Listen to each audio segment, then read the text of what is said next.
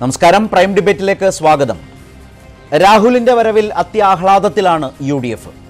രാഹുലിനെ രാഷ്ട്രീയമായി നേരിടാൻ ഉറച്ചാണ് CPM. ഇടതുപക്ഷത്തിനെതിരായ മത്സരത്തിലൂടെ പ്രതിപക്ഷ ഐക്യനിരയിലെ വിശ്വാസ്യത രാഹുൽ ഇല്ലാതാക്കിയെന്നതാണ് ആരോപിക്കുന്ന പ്രധാന കുറ്റം. പ്രൈം ഡിബേറ്റ് ചർച്ച ചെയ്യുന്നു. രാഹുൽ മതേതര ബദൽ എന്ന ആശയം ഇല്ലാതാക്കുകയാണോ, ഇല്ലാതാക്കിയോ? FB പോളിലൂടെ പ്രേക്ഷകർക്കും ഈ ചർച്ചയുടെ ഭാഗമായി അഭിപ്രായം രേഖപ്പെടുത്താവുന്നതാണ്. രാഹുൽ ഗാന്ധിയുടെ വയനാട്ടിലെ സ്ഥാനാർത്ഥിത്വമാണ് പുതിയ രാഷ്ട്രീയ വിമർശനങ്ങൾക്ക് വഴി തുറന്നിരിക്കുന്നത്. ഉത്തരേന്ത്യയിൽ നിന്നും ഒളിച്ചോടിയെന്ന പരിഹാസവുമായി മോദിയും കോൺഗ്രസിന്റെ വെറും പപ്പു സ്ട്രൈക്ക് എന്ന് പരിഹസിച്ച CPM മുഖപത്രവും രാഹുലിനെ വിമർശന ശരങ്ങളോടെ വരവേറ്റു കഴിഞ്ഞു. പ്രൈം ഡിബേറ്റ് ഈ രാഷ്ട്രീയ സാഹചര്യം ചർച്ചയ്ക്ക് വിധേയമാക്കുമ്പോൾ പങ്കെടുക്കുന്നത് കോൺഗ്രസ് നേതാവ് മുൻമന്ത്രി ശ്രീ ഡൊമിനിക് പ്രസന്റേഷൻ, CPIM നേതാവ് ശ്രീ ജേക്ക് സി തോമസ്, രാഷ്ട്രീയ നിരീക്ഷകൻ അഡ്വക്കേറ്റ് ജയശങ്കർ, മാധ്യമപ്രവർത്തകൻ ശ്രീ A സജീവൻ എന്നിവരാണ്.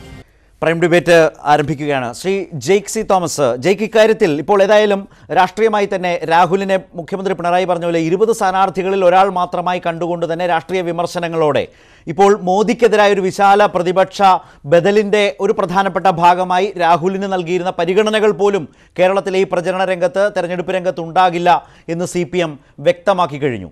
അത്ര ശക്തമായ മുഖപ്രസംഗമാണ് ഇന്ന് ദേശാഭിമാനി എഴുതിയതും. അതിൻ്റെ അവസാനത്തെ വരിയിലാണ് ഈ പപ്പു സ്ട്രൈക്ക് എന്ന പ്രയോഗം ഉണ്ടായത്. ആ വാചകം ഇങ്ങനെയാണ്: ആലങ്കാരികമായി പറഞ്ഞാൽ ഒരു പപ്പു സ്ട്രൈക്കാണ് കോൺഗ്രസിൻ്റേത്. അതായത് വയനാട്ടിലേക്കുള്ള രാഹുൽ ഗാന്ധിയുടെ വരവ്, സ്ഥാനാർത്ഥിത്വം, അതവരുടെ നാശം പൂർണ്ണമാക്കും. ആ ഒരു വരി യഥാർത്ഥത്തിൽ പിന്നീട് അതുമായി ബന്ധപ്പെട്ട ചർച്ചകളൊക്കെ ശക്തമായി രൂപം പ്രാപിച്ചപ്പോഴാണോ അതിനെതിരായ ഒരു നിലപാട് സ്വീകരിച്ചത്? BJP രാഹുൽ ഗാന്ധിക്കെതിരെ ആവർത്തിക്കുന്ന ആ പരിഹാസം CPM അതേപടി ഏറ്റെടുത്തു എന്നതാണ് ബൽറാം അടക്കം മുന്നോട്ട് വെച്ച പരിഹാസം. രാജീവിനെ അതിലേക്ക് ബന്ധപ്പെടുത്താൻ ബൽറാം ശ്രമിക്കുകയും ചെയ്തു, P രാജീവിനെ. ഈ രൂപത്തിൽ ആ പരാമർശം ഒഴിവാക്കുന്നതിനപ്പുറത്തേക്കുള്ള രാഷ്ട്രീയമായ വിമർശനത്തിൽ ഒരു വിട്ടുവീഴ്ചയും രാഹുൽ പ്രതീക്ഷിക്കേണ്ട എന്നാണോ CPM പറയുന്നത്?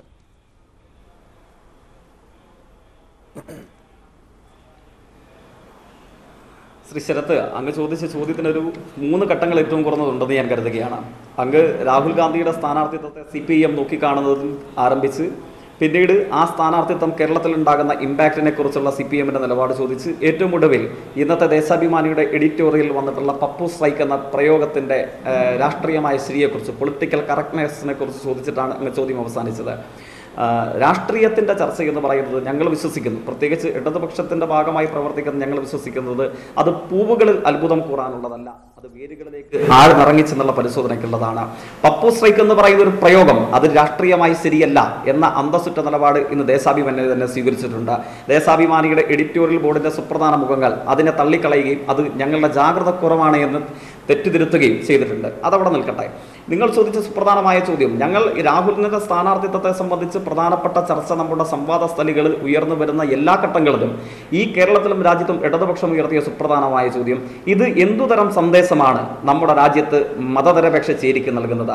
ഇപ്പോൾ കോൺഗ്രസിന്റെ നേതാക്കന്മാരെ തന്നെ കോട്ട് ചെയ്യുകയാണെങ്കിൽ അവർ വിളിച്ചു പറയുന്നത് നരേന്ദ്രമോദിയുടെ സംഘപരിവാർ ഭരണത്തിൽ നിന്നും ഈ രാജ്യത്തെ ഒരു മതനിരപേക്ഷ ചേരിയിലേക്ക് വലിച്ചെടുപ്പിക്കുന്നതിൽ പ്രതിനായക വേഷത്ത് അല്ലെങ്കിൽ എതിർ സ്ഥാനത്ത് നിൽക്കുന്ന അവരുടെ കീ ഓപ്പറേറ്ററായി ഇവർ അവതരിപ്പിക്കുന്നത് രാഹുൽ ഗാന്ധിയാണ്. അങ്ങനെ നിൽക്കുന്ന രാഹുൽ ഗാന്ധി എന്തുകൊണ്ടാണ് ഈ രാജ്യത്തെ ഇതര സംസ്ഥാനങ്ങളിൽ നിന്നൊക്കെ ഒളിച്ചോടി വന്ന് കേരളത്തിൽ വളരെ സുരക്ഷിതമായി BJP ഒരു സ്ഥാനാർത്ഥിയെ പോലും ഇന്നലെ വരെ പ്രഖ്യാപിച്ചിട്ടില്ലാത്ത ഒരു മണ്ഡലത്തിൽ വന്ന് വോട്ട് ചോദിക്കുമ്പോൾ അത് എന്തുതരം സന്ദേശമാണ് നമ്മുടെ രാജ്യത്തിന് നൽകുന്നത് എന്നാണ് ഇടതുപക്ഷം ചോദിച്ചത്. ആ ചോദ്യം ഇപ്പോഴും പ്രസക്തമായി തന്നെ നിലനിൽക്കുകയാണ്. പിന്നെ അവിടെയാണ് ആദരണീയനായ മുഖ്യമന്ത്രി പറഞ്ഞത്, കേരളത്തിൽ ഇതേപോലെ പല വമ്പന്മാരും വന്ന് മത്സരിച്ചിട്ടുണ്ട്. ആ വമ്പന്മാർ നിലംപൊത്തുകയും അതേപോലെ തന്നെ വമ്പന്മാർ അല്ലാത്തവർ ഉയർന്നു വരികയും ചെയ്ത കാഴ്ച ജനാധിപത്യ ഇന്ത്യയിൽ പല സ്ഥലങ്ങളിലും ഇന്ദിരാഗാന്ധി തോറ്റുപോയിട്ടുണ്ട്. അതേപോലെ വിശാലമായ ചരിത്രം നമുക്ക് അറിയാം, ഞാനതിലേക്ക് പോകുന്നില്ല. അപ്പോൾ ഇങ്ങോട്ടേക്ക് വന്ന് മത്സരിച്ചാലും അതിന് മുമ്പിൽ നിശ്ചേതനമായി പോകുന്ന ഒരു ഇലക്ഷൻ രംഗമല്ല കേരളത്തിൽ ഉണ്ടാകാൻ പോകുന്നത്. മറിച്ച് ഞാൻ മനസ്സിലാക്കുന്നത് ഇന്നും ഇന്നലെയുമായി വന്ന പ്രതികരണങ്ങളിൽ നിന്ന് വർദ്ധിച്ച വാശിയോടുകൂടെ വയനാട് വരുന്നത് മലപ്പുറം ജില്ല ഉൾപ്പെടെയുള്ള നിയോജക മണ്ഡലങ്ങൾ വയനാട് വരുന്നുണ്ട്. വർദ്ധിച്ച വാശിയോടുകൂടെ, സമരോത്സുകതയോടുകൂടെ രാഹുൽ ഗാന്ധിയുടെ രാഷ്ട്രീയത്തെ തോൽപ്പിക്കുവാനും രാജ്യത്തെ രക്ഷിക്കുന്നതിന് വേണ്ടി ഇടതുപക്ഷത്തോടൊപ്പം കേരളം നിൽക്കുമെന്ന ശക്തമായ സന്ദേശം നൽകുവാനുമായിരിക്കും ഈ തെരഞ്ഞെടുപ്പ് മുമ്പോട്ടേക്ക് വെക്കുക. ഞാൻ താങ്കളിലേക്ക് ഒരു അഡ്വക്കേറ്റ് ജയശങ്കർ, ഇപ്പോൾ ഈ വിധം CPM ശക്തമായ വിമർശനം ഉന്നയിക്കുന്നതിന് പിന്നിലെ കാരണങ്ങൾ ഒരുപക്ഷെ ഇനി വരാൻ പോകുന്ന ദിവസങ്ങളിൽ രാഹുലിൻ്റെ സ്ഥാനാർത്ഥിത്വം സൃഷ്ടിച്ചേക്കാവുന്നു. ഇപ്പോൾ UDF-ന് വലിയ പ്രതീക്ഷകളാണ്. UDF സ്ഥാനാർത്ഥികൾക്കാകെ അനുകൂലമായ ഒരു മുൻതൂക്കം അത് സൃഷ്ടിക്കുമെന്നൊരു വലിയ വിലയിരുത്തലാണ് നേതാക്കൾക്ക്. ഇന്നിപ്പോൾ മുഖ്യമന്ത്രി പിണറായി വിജയൻ, ഇന്നിപ്പോൾ VS അച്യുതാനന്ദൻ അമൂൽ ബേബി, അമൂൽ പുത്രൻ എന്ന് പറഞ്ഞത് വീണ്ടും അദ്ദേഹം പണ്ട് പറഞ്ഞത് ആവർത്തിച്ചു. ഇരിക്കുന്ന കൊമ്പ് മുറിക്കും വിധമാണ് രാഹുൽ ഗാന്ധി പ്രവർത്തിക്കുന്നതെന്ന നിലയിൽ VS-നെ തന്നെ അതിശക്തമായ രാഹുൽ വിമർശകനാക്കി മാറ്റാനുള്ള ഒരു CPM-ൻ്റെ ശ്രമം.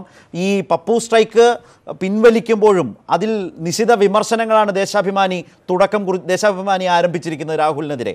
ഇത് യഥാർത്ഥത്തിൽ ഈ രാഹുലിൻ്റെ സ്ഥാനാർത്ഥിത്വം സൃഷ്ടിക്കാവുന്ന അപകടങ്ങളെ തിരിച്ചറിഞ്ഞുകൊണ്ടുള്ള ഒരു CPM-ൻ്റെ പ്രചരണ രീതിയിലെ ഒരു മാറ്റവും തുടക്കവുമാണോ ഇന്നാകെ കണ്ടത്?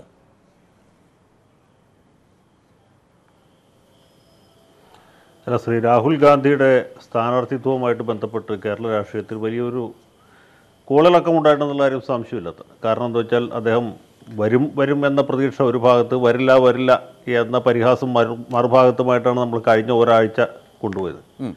ഇപ്പോൾ അദ്ദേഹത്തിൻ്റെ സ്ഥാനാർത്ഥിത്വം ഒരു യാഥാർത്ഥ്യമായിരിക്കുന്നു. 8 ദിവസം നീണ്ട ആകാംക്ഷയ്ക്കും ഉത്കണ്ഠയ്ക്കും ഒടുവിൽ ശ്രീ രാഹുൽ ഗാന്ധി ഒരു സ്ഥാനാർത്ഥിയായിട്ട് വയനാട്ടിൽ അവതരിച്ചിരിക്കുകയാണ്. അപ്പോൾ അത് തീർച്ചയായിട്ടും വലിയ കോളിളക്കം, തുടർ ചലനങ്ങൾ ഉണ്ടാക്കും എന്നുള്ള കാര്യം സ്പഷ്ടമാണ്. അദ്ദേഹം വരില്ല എന്ന് വിചാരിച്ച ആളുകൾക്ക് അദ്ദേഹം വന്നപ്പോഴുണ്ടായ വലിയൊരു തീർച്ചയായിട്ടും അവർക്കുണ്ടായ ഒരു ഇച്ഛാഭംഗം, അല്ലെങ്കിൽ അവർക്കുണ്ടായ മാനസികമായ ഒരു പിരിമുറുക്കം, അതാണിപ്പോൾ വാക്കുകളിലൂടെ പ്രകടമായിക്കൊണ്ടിരിക്കുന്നത്. മറിച്ച് അദ്ദേഹം വന്നില്ലെങ്കിലോ എന്ന് ഭയപ്പെട്ടിരുന്ന ആളുകൾക്ക്, കോൺഗ്രസ്സുകാരെ സംബന്ധിച്ചിടത്തോളം അദ്ദേഹം വന്നപ്പോൾ വലിയൊരു ആവേശം ഉണ്ടായിട്ടുണ്ട്. അത് തെരഞ്ഞെടുപ്പിൽ ഏത് രീതിയിൽ പ്രതിഫലിക്കുന്ന നമുക്കറിയില്ല. കോൺഗ്രസ് പ്രവർത്തകരുടെ ഇടയിൽ, കോൺഗ്രസിൻ്റെ നേതാക്കന്മാരുടെ ഇടയിലൊക്കെ വലിയ ഒരു ഉത്സാഹം ഉണ്ടായിട്ടുണ്ട്. അവരിതാ എല്ലാ സീറ്റും ജയിക്കാൻ പോകുന്നു, 20-ൽ 20 ജയിക്കാൻ പോകുന്നു എന്ന ഒരു ആത്മവിശ്വാസം കോൺഗ്രസിൻ്റെ ഭാഗത്തുണ്ടായിട്ടുണ്ട്. പക്ഷേ അതേ രീതിയിൽ തുല്യവും വിപരീതവുമായ ദിശയിൽ മറുഭാഗത്തു നിന്ന്, പ്രത്യേകിച്ച് CPIM-ൻ്റെ ഭാഗത്തുനിന്ന് വലിയ ഒരു എതിർപ്പും അല്ലെങ്കിൽ ഒരു റെസിസ്റ്റൻസ് ഉണ്ടായിട്ടുണ്ട് എന്നുള്ളത് യാഥാർത്ഥ്യമാണ്. അതാണ് ഇവിടെ പ്രകടമായിക്കൊണ്ടിരിക്കുന്നത്. അതൊക്കെ ഒരു പക്ഷേ 1-2 ദിവസം കഴിയുമ്പോൾ പഴയ അവസ്ഥയിലേക്ക് മടങ്ങുകയും പിന്നെ ഓരോ സ്ഥാനാർത്ഥിയും അവരവരുടേതായ ലോകത്തേക്ക് മടങ്ങുകയും ചെയ്യാനാണ് സാധ്യത. രാഹുൽ ഗാന്ധി വന്നതിൽ പെട്ടെന്നുണ്ടായ ഒരു ഇളക്കം എന്ന് മാത്രം വിചാരിച്ചാൽ മതി. അതിന് ഇത്ര വലിയൊരു പ്രാധാന്യം കൊടുക്കേണ്ടതാണെന്ന് എനിക്ക് തോന്നുന്നില്ല. ഞാൻ താങ്കളിലേക്ക് വരാം. പക്ഷേ അപ്പോഴും തെരഞ്ഞെടുപ്പ് മുറുകുന്നതോടെ ഓരോ ഘടകങ്ങൾക്കും കിട്ടുന്ന പ്രാധാന്യം എന്നത് വളരെ പ്രധാനപ്പെട്ടതാണ്. അതിൻ്റെ വിശദാംശങ്ങളിലേക്ക് കൂടി ചർച്ചയുടെ പിന്നാലെ വരുന്ന ഘട്ടത്തിൽ മുന്നോട്ട് പോകാമെന്ന് വിചാരിക്കുന്നു. കോൺഗ്രസ് നേതാവ് ശ്രീ ഡൊമിനിക് പ്രസൻറ്റേഷനാണ് ഇപ്പോൾ ചർച്ചയിലേക്ക് വന്നിട്ടുള്ളത്. ശ്രീ ഡൊമിനിക് പ്രസൻറ്റേഷൻ, ഇപ്പോൾ രാഹുൽ ഗാന്ധി എന്ന നേതാവ് ഈ ഒരു വിശ്വാസ്യത കളഞ്ഞുകുളിച്ചു എന്ന വിമർശനമാണ് വളരെ ശക്തമായി ഉന്നയിക്കുന്നത്. കാരാട്ടായാലും VS ആയാലും അതുപോലെ പിണറായി വിജയനായാലും ദേശാഭിമാനി ആയാലും ഒക്കെ പറയുന്ന ഒരു പ്രധാനപ്പെട്ട കാര്യം, കേരളത്തിൽ വന്ന് ഇടതുപക്ഷത്തിനെതിരെ മത്സരിക്കുന്നതോടെ രാജ്യത്ത് ഈ പ്രതിപക്ഷ ഐക്യനിര എന്ന സങ്കല്പം, അതിനുശേഷം ഇപ്പോൾ തെരഞ്ഞെടുപ്പ് കഴിഞ്ഞാൽ വരാൻ പോകുന്നൊരു മതേതര സർക്കാർ രൂപീകരണ ആലോചനകൾ, ഇതിലൊക്കെ രാഹുലിൻ്റെ ഉണ്ടായിരുന്നൊരു വിശ്വാസ്യത തകർത്ത് നേരിട്ട് ഇടതുപക്ഷത്തിനെതിരെ കേരളത്തിൽ വന്ന് വയനാട്ടിൽ മത്സരിക്കുന്നു എന്ന വലിയ വിമർശനമാണ് നേതാക്കളാകെ ഉന്നയിച്ചുകൊണ്ടിരിക്കുന്നത്. ഇപ്പോൾ അരവിന്ദ് കെജ്രിവാൾ തന്നെ പറഞ്ഞു, ഡൽഹിയിൽ സഖ്യമില്ലാതെ പോയത് രാഹുൽ ഗാന്ധിയുടെ വിസമ്മതിച്ചതോടെയാണ്. ബംഗാളിൽ സിറ്റിംഗ് സീറ്റുകൾ സംരക്ഷിക്കുന്ന ഒരു സഹകരണ സാധ്യത ഉണ്ടായിരുന്നതും അവിടെ ഇല്ലാതെ പോയി. ഇപ്പോൾ ഒടുവിൽ രാഹുൽ ഗാന്ധി തന്നെ ഇടതുപക്ഷത്തിനെതിരെ മത്സരിക്കുന്ന നിലയിലേക്ക് വന്നതോടെയാണ് ഈ വിശ്വാസ്യത കളഞ്ഞുകുളിച്ച നേതാവെന്ന വിമർശനം ഉന്നയിച്ചിരിക്കുന്നത്.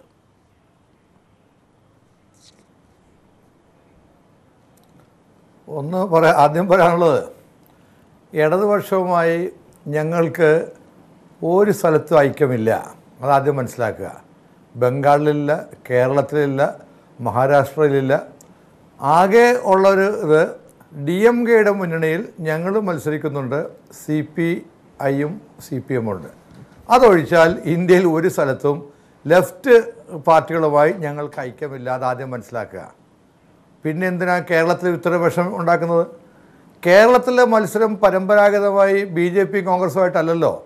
കേരളത്തിലെ മത്സരം ഇടതുപക്ഷ മുന്നണിയും കോൺഗ്രസ് നയിക്കുന്ന UDF ആയിട്ടാണ്. ഞങ്ങൾ കഴിഞ്ഞ 10 വർഷമായി 2 ടേമായി ജയിച്ച സീറ്റാണ് വയനാട് സീറ്റ്.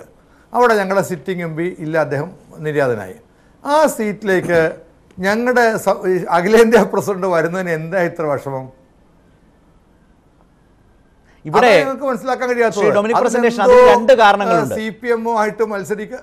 ഒന്ന്, നരേന്ദ്രമോദിയെ താഴെ ഇറക്കാൻ, BJP സർക്കാരിനെ അധികാരത്തിൽ നിന്ന് ഇറക്കാൻ കോൺഗ്രസിന് എല്ലാവരുടെയും സഹകരണം ആവശ്യമുണ്ട്.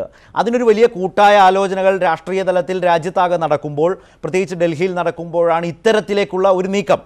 അതുകൊണ്ടൊരു വയനാടിൻ്റെ മാത്രം പ്രശ്നമോ കേരളത്തിലെ UDF മാത്രം ആലോചിച്ചെടുക്കുന്ന ഒരു പ്രശ്നമോ ആയിട്ടല്ല അവരാരും അതിനെ വിമർശിക്കുന്നത്. രാഹുൽ ഗാന്ധി എന്ന ദേശീയ നേതാവ് അങ്ങനെ ഒരു തീരുമാനമെടുത്തതിനാണ് വിമർശിക്കുന്നത്. ഒന്ന്.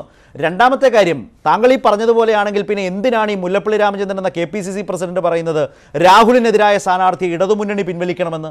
നിങ്ങൾക്കൊരു സഹകരണം എങ്ങനെയും ഒരിടത്തും ഇല്ലെങ്കിൽ പിന്നെ അങ്ങനെ ഒരു ആവശ്യം നിങ്ങളുടെ പ്രസിഡന്റ് മുന്നോട്ട് വെക്കാമോ? ഇന്ന് അതും ചെയ്തല്ലോ അദ്ദേഹം.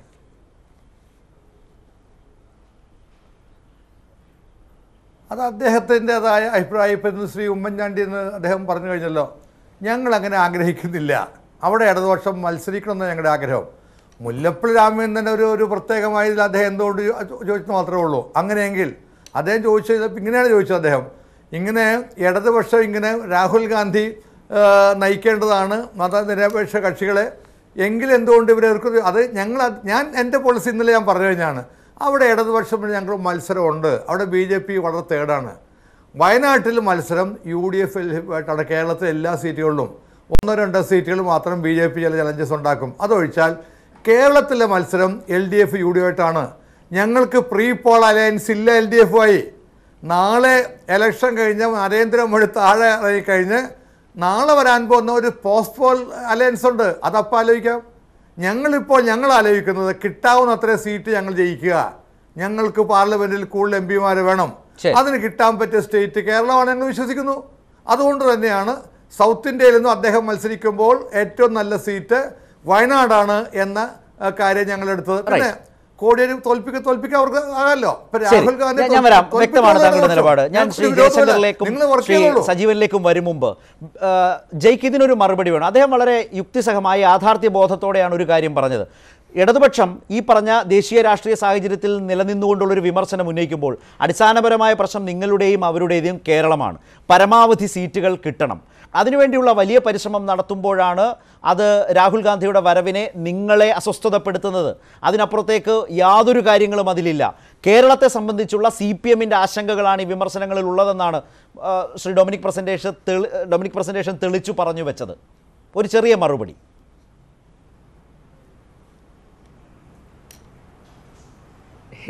അതില്ല. ശ്രീ ഡൊമിനിക് പ്രസന്റേഷൻ ആദരണീയനായ കോൺഗ്രസിന്റെ വക്താവ് സംസാരിച്ചുകൊണ്ടിരിക്കവെ സൂചിപ്പിച്ചു. അദ്ദേഹം നിർഭാഗ്യവശാൽ പരസ്യമായി, എന്തുകൊണ്ടാണ് എന്ന് എനിക്കറിയില്ല, രാഹുൽ ഗാന്ധിയുടെ സ്ഥാനാർത്ഥിത്വത്തിന്റെ പിന്മുറയിൽ ഉണ്ടായിരുന്ന കാഴ്ചകളുടെ ഒരു പരിച്ഛേദമായിരിക്കാം. അദ്ദേഹം തന്നെ ഇപ്പോൾ ശ്രീ ആദരണീയനായ അവരുടെ KPCC-യുടെ പ്രസിഡന്റ്, പ്രദേശ് കോൺഗ്രസ് കമ്മിറ്റിയുടെ പ്രസിഡന്റിന്റെ അഭിപ്രായത്തെ തള്ളിക്കളയുന്ന സ്ഥിതി നമ്മൾ കണ്ടു. അദ്ദേഹം പറയുന്നു, ഉമ്മൻചാണ്ടി പറഞ്ഞു രാഹുൽ ഗാന്ധി മത്സരിക്കണം, അതല്ല ഇടതുപക്ഷം മത്സരിക്കണം, അതാണ് ഞങ്ങളുടെ നിലപാട് എന്ന്. പക്ഷേ മുല്ലപ്പള്ളി ഇന്ന് തന്നെ പ്രസ്താവന നടത്തി, നിങ്ങൾ സൂചിപ്പിച്ചതുപോലെ ഇടതുപക്ഷം സ്ഥാനാർത്ഥിയെ പിൻവലിക്കണമെന്ന്. ശ്രീ ഡൊമിനിക് പ്രസന്റേഷൻ പറയുന്നു, മുല്ലപ്പള്ളിയുടെ പ്രസ്താവനയോടൊപ്പമല്ല, ശ്രീ ഉമ്മൻചാണ്ടിയുടെ പ്രസ്താവനയോടൊപ്പമാണ് താൻ നിലപാട് പ്രഖ്യാപിക്കുന്നു. ഈ രാഹുലിന്റെ സ്ഥാനാർത്ഥിത്വത്തിൽ തന്നെ അസാധാരണമായ കോൺഗ്രസിന്റെ വിഭാഗീയ പ്രവണതകൾ മുഴച്ചു നിൽക്കുന്നതായി കാണാം. ഞാനും നിങ്ങളും ഓർമ്മിക്കുന്നുണ്ട്, ഏതാണ്ട് 48 മണിക്കൂർ മുമ്പായിരുന്നു കേരളത്തിന്റെ മുൻ മുഖ്യമന്ത്രി തന്നെ പത്രസമ്മേളനം നടത്തിയിട്ട് ഇദ്ദേഹം മത്സരിക്കുന്നതായി ഞാൻ പറഞ്ഞിട്ടേ ഇല്ല എന്ന മലക്കം മറിച്ചിൽ നടത്തിയത്. അദ്ദേഹത്തെ സംബന്ധിച്ചും കോൺഗ്രസിനെ സംബന്ധിച്ചും അതൊരു പുതിയ കാര്യമല്ല. എന്നിരുന്നാൽ പോലും കോൺഗ്രസിനുള്ളിലെ ഗ്രൂപ്പ് വൈരത്തിന്റെ പുതിയ ഭാവങ്ങൾ നമ്മൾ ഇത്തരത്തിൽ കാണാതിരുന്നുകൂടാ. പിന്നെ ഇടതുപക്ഷത്തിന് ഭയം, അതായത് നിങ്ങളുടെ ചോദ്യത്തിന്റെ സത്ത, ഇടതുപക്ഷത്തിന് എന്തുതരം ഭയമാണ് ഇത് ഉൽപ്പാദിപ്പിച്ചിട്ടുള്ളത്? അവിടെയാണ് കേരളത്തിന്റെ മുഖ്യമന്ത്രി ആദരണീയനായ സഖാവ് പിണറായിയും പാർട്ടിയുടെ ജനറൽ സെക്രട്ടറി സഖാവ് സീതാറാം യെച്ചൂരിയും സംശയരഹിതമാം വിധം വ്യക്തമാക്കിയത്. സഖാവ് പിണറായി പറഞ്ഞത്, ഞങ്ങൾക്കെതിരെ മത്സരിക്കുന്ന 20 സ്ഥാനാർത്ഥികളിൽ ഒരല്പം മുകളിലുമല്ല ഒരല്പം താഴെയുമല്ല, ആ 20 സ്ഥാനാർത്ഥികളിൽ ഒരാൾ പോലെ സാധാരണക്കാരായ സ്ഥാനാർത്ഥിയെ മാത്രമായിരിക്കും ഞങ്ങൾ രാഹുൽ ഗാന്ധിയെ കാണുക. സഖാവ് യെച്ചൂരി പറഞ്ഞത്, ഇന്ത്യയെ രക്ഷിക്കുവാനുള്ള പോരാട്ടമാണ്, ഈ തെരഞ്ഞെടുപ്പ് എന്തിനു വേണ്ടിയിട്ടുള്ളതാണ് എന്നാണ് പ്രസക്തമായി നമ്മൾ തിരിച്ചറിയേണ്ടത്. ഇന്ത്യയെ രക്ഷിക്കുവാൻ വേണ്ടിയുള്ളതാണ് ഈ തെരഞ്ഞെടുപ്പ് എന്നത് കോൺഗ്രസ് മറന്നുപോകുന്നു, രാഹുൽ ഗാന്ധി മറന്നുപോകുന്നു. അവിടെയാണ് ഞങ്ങളുടെ വിമർശനം. അല്ലെങ്കിൽ നിങ്ങളുടെ അങ്ങനെ ഒരു പോരാട്ടത്തിൽ എല്ലാവർക്കും അവരവരുടേതായ സീറ്റുകൾ പരമാവധി നേടിയെടുക്കേണ്ടതുണ്ട്. അതാണ് ഡൊമിനിക് പ്രസന്റേഷൻ തുറന്നു പറഞ്ഞത്. അതിലവർ കേരളം പ്രതീക്ഷിക്കുന്നു. ഏറ്റവും സേഫായ ഒരു സീറ്റിൽ അവരുടെ നേതാവ് മത്സരിച്ച് ജയിച്ചും വരണം. ഞങ്ങളുടെ വിമർശനം അവിടെ ഈ കോൺഗ്രസിന്റെ ദൗത്യത്തെ മറന്ന് ഒളിച്ചോടുന്നു. രാജ്യത്തെ രക്ഷിക്കുക എന്ന രാജ്യത്തെ മതനിരപേക്ഷ ചേരിയുടെ ദൗത്യത്തെ മറന്ന് നിർദ്ദയമാംവിധം ഒളിച്ചോടുന്ന ഒരു രാഷ്ട്രീയ കാഴ്ചയാണ് ഈ സ്ഥാനാർത്ഥി. അതുകൊണ്ടാണ് ഞങ്ങൾക്ക് പ്രതികരിക്കേണ്ടതായി വരുന്നത്. കോൺഗ്രസിന്റെ പ്രസിഡന്റോ വൈസ് പ്രസിഡന്റോ ഏത് മണ്ഡലത്തിൽ മത്സരിക്കണം തീരുമാനിക്കുന്നത് അവരുടെ ആഭ്യന്തര കാര്യമാണ്, അത് ഞങ്ങളെ സംബന്ധിക്കുന്ന കാര്യമല്ല. പക്ഷേ നിങ്ങൾ നിങ്ങളുടെ രാഷ്ട്രീയ ദൗത്യം മറക്കുന്നു. രാജ്യത്തെ രക്ഷിക്കാനുള്ള സുപ്രധാനമായ തെരഞ്ഞെടുപ്പിന്റെ ഘട്ടത്തിൽ നിങ്ങൾ RSS എന്ന വലിയ ശക്തിക്ക് മുമ്പിൽ നിങ്ങൾ ഒളിച്ചോടുന്നു. അവിടെയാണ് ഈ പ്രശ്നം ഉദിക്കുന്നത്. ഇവിടെ ശ്രീ സജീവൻ, ഈ വ്യാഖ്യാനമാണ് ഇടതുപക്ഷം വിശേഷിച്ച് CPM രാഹുലിന്റെ സ്ഥാനാർത്ഥിത്വത്തിന് നൽകുന്നത്. ഈ സ്ഥാനാർത്ഥിത്വം പ്രഖ്യാപിച്ച് 2ാം ദിവസം ഇതുമായി ബന്ധപ്പെട്ട വളരെ പ്രധാനപ്പെട്ട വിമർശനങ്ങൾ വന്നു കഴിഞ്ഞു. ഇടതുപക്ഷത്തിൻ്റെ CPMൻ്റെ ഈ വിധം. അതുപോലെ തന്നെ പ്രധാനമന്ത്രി നരേന്ദ്രമോദി ഇന്ന് പറഞ്ഞത് ഈ വടക്കേന്ത്യയിൽ നിന്നാകെ ഒളിച്ചോടുകയാണ് കോൺഗ്രസ് നേതാക്കൾ പൊതുവിലെന്നാണ് രാഹുൽ ഗാന്ധിയുടെ ഈ മാറ്റത്തെ സൂചിപ്പിച്ചുകൊണ്ട് വ്യക്തമാക്കിയത്, തെരഞ്ഞെടുപ്പ് റാലിയിൽ പറഞ്ഞത്. ഈ വിഷയം അതിനൊരു ദേശീയ നിലയിൽ നിന്നുകൊണ്ടാണ് BJP അതിനെ കാണുന്നത്. കേരളത്തിൻ്റെ ഒരു പൊതു സാഹചര്യത്തിൽ വന്നാൽ രാഹുലിൻ്റെ സ്ഥാനാർത്ഥിത്വം ഏതൊക്കെ നിലകളിൽ ചലനം സൃഷ്ടിക്കും? അതാണോ വളരെ കരുതലോടെ നേരിടാൻ ഇപ്പോൾ ഇടതുപക്ഷം വിശേഷിച്ച് CPM തയ്യാറെടുക്കുന്നത്?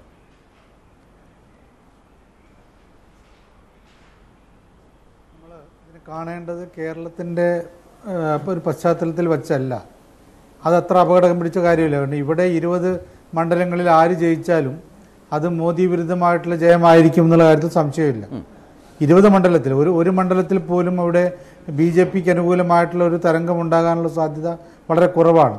പക്ഷേ ഇപ്പോഴത്തെ ഈ ഒരു അവസ്ഥയിൽ ഇടതുപക്ഷവും കോൺഗ്രസ് UDFും അതിശക്തമായിട്ട് അന്യോന്യം ഒരു വയനാട് മണ്ഡലത്തിൽ രാഹുൽ ഗാന്ധിയുടെ സ്ഥാനാർത്ഥിത്വത്തിൻ്റെ പേരിൽ കടിപിടി കൂടുമ്പോൾ അതിൻ്റെ ഒരു നേട്ടം എന്തായാലും BJP ഇവിടെ ഉണ്ടാക്കിയെടുക്കാനുള്ള ശ്രമം നടത്തും. നമ്മൾ കാണേണ്ട ഒരു കാര്യം താങ്കൾ നേരത്തെ പറഞ്ഞ മോദിയുടെ പരാമർശമാണ്.